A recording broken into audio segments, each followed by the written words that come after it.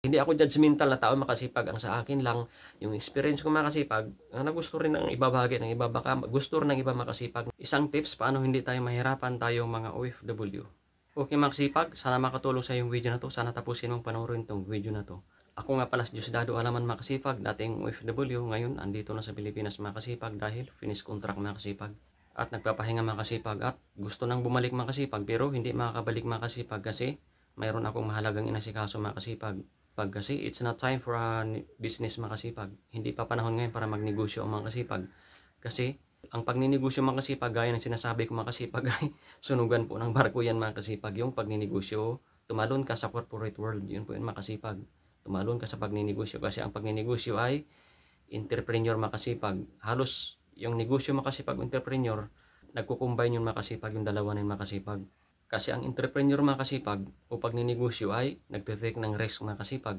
Subukan yung mga bagay-bagay na makasipag na may nakitang opportunity makasipag sa yun po yun makasipag yung mga businessman o entrepreneur makasipag. Okay makasipag, bago ko ibabahagi makasipag yung isang tips makasipag para hindi tayo mahirapan tayo mga OFW makasipag, ibabahagi ko muna sa inyo makasipag yung aking kwento makasipag. Okay makasipag, dati po akong OFW makasipag. Unang abroad ko makasipag, yung isang tip na to makasipag ay hindi ko pa masyado alam makasipag, yung diskarte makasipag na effective makasipag. Effective din sa akin makasipag, iwan ko lang sa inyo kung effective ito.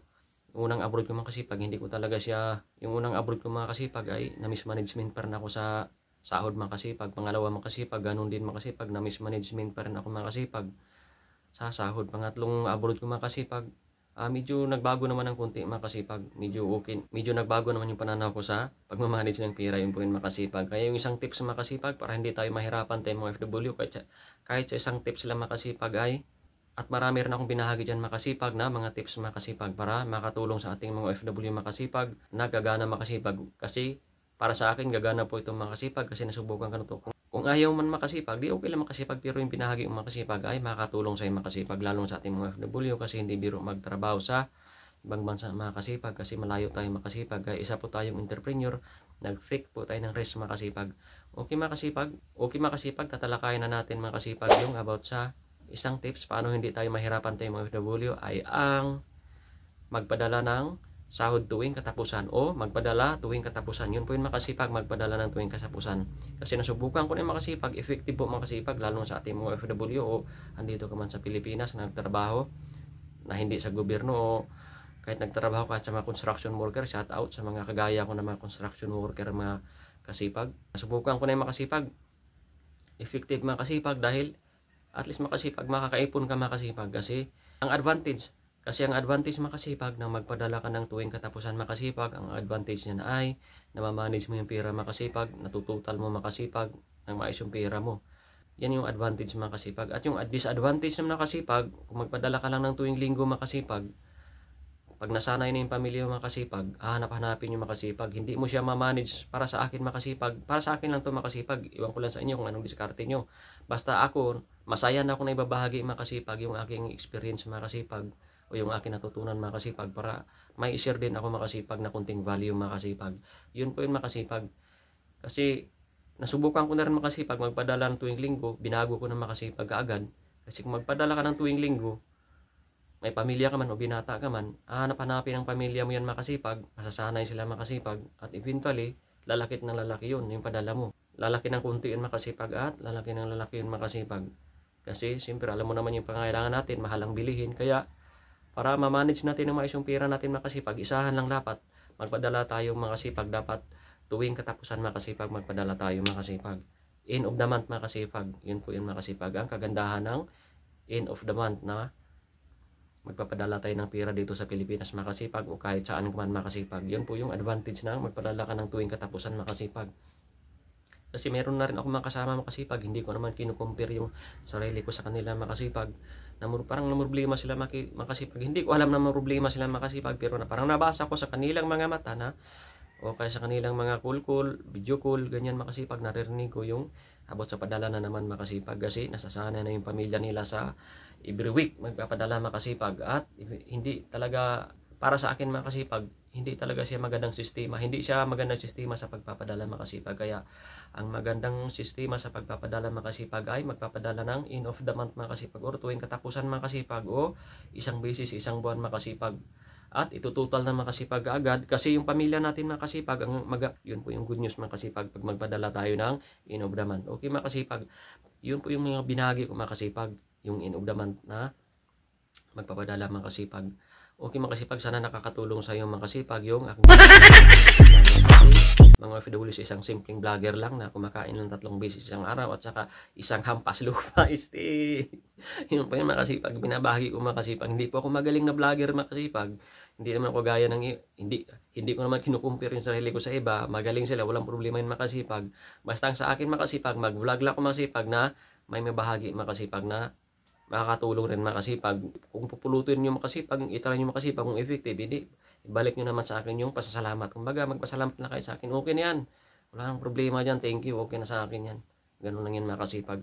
Okay makasipag, kaya ko binahagi itong video na ito makasipag kasi marami pa rin sa atin talaga, lalong sa ating mga OFW na nagpapadala pa rin makasipag na tuwing katapusan. Wala namang problema doon makasipag. Hindi ako nagja-judge makasipag. Kung nasubukan na nila yung sistema na ito makasipag sa pagbabadala ng tuwing katapusan makasipag, hindi magpasalamat na sa akin. Thank you lang. Okay na makasipag or pag-subscribe sa aking YouTube channel makasipag.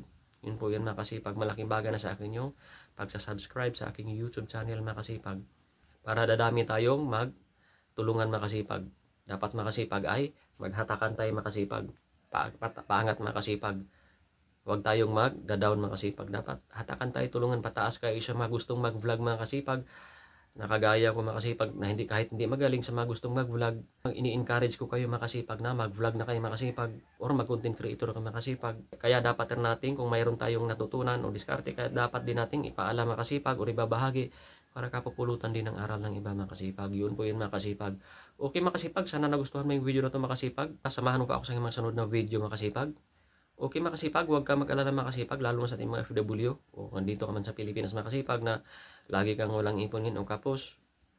Makasipag dahil po yan sa, ang pinaaniniwalaan ko makasipag ay dahil po yan sa hindi natin pagmamanage ng maayos yung pera natin o sistema ng ating buhay makasipag o sistema ng ating pagpapadala. Dapat ay tuwing katapusan subukan nyo makasipag. Kung hindi nyo man subukan makasipag, okay lang din. Pero kung sa mga nasusubukan na nito makasipag, kung gagana makasipag at magbago naman yung buhay nyo, takbo ng buhay, okay na sa akin makasipag. Magpapasalamat kayo makasipag kahit sa simpleng pagsasubscribe ng makasipag. Malaking bagay din sa akin makasipag. Siya nga pala mga kasipag, kung gusto nyo ng bulaklak makasipag, kung gusto nyo ng pampaganda na bahay nyo, mayroon po yung mama ko makasipag na dumamin makasipag na binibinta na niya makasipag. Yan makasipag yung bulaklak na mama. Ang ganda niyan makasipag sa paligid natin or sa harap ng bahay natin makasipag yan. Ang ganda yan makasipag. Shout out sa bulaklak ng mama kasi dumami na kasi, kaya sa mga interesado pwede kayong mag-PM around dito sa Dipulog, sa San Pedro, Polanco, Zamboanga Norte. Pwede kayong mag-PM makasipag. Pwede nyong bisitahin o puntahan yung bulaklak ng mama dito sa Barangay San Pedro, Polanco. Dito pa makasipag ganda makasipag yan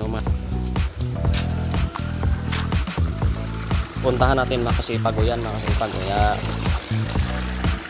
yan bulaklak namin makasipag yan bulaklak ng mama ko na gaganda makasipag maganda yan sa kapaligiran makasipag, lalo sa harap ng bahay natin para makatulong din na pangtanggal ng stress makasipag. Ganda po makasipag yan makasipag yan makasipag yan makasipag yan ayan makasipag sa mga interesado makasipag, PM lang kayo makasipag at available po ito makasipag. Pwede rin kayong bumisita dito sa Barangay Malala, San Pedro Polanco makasipag para tingnan nyo yung mga bulaklak makasipag na magustuhan nyo makasipag. Yan, ang ganda po niyan sa kapaligiran makasipag, lalo na sa harap ng bahay makasipag yan.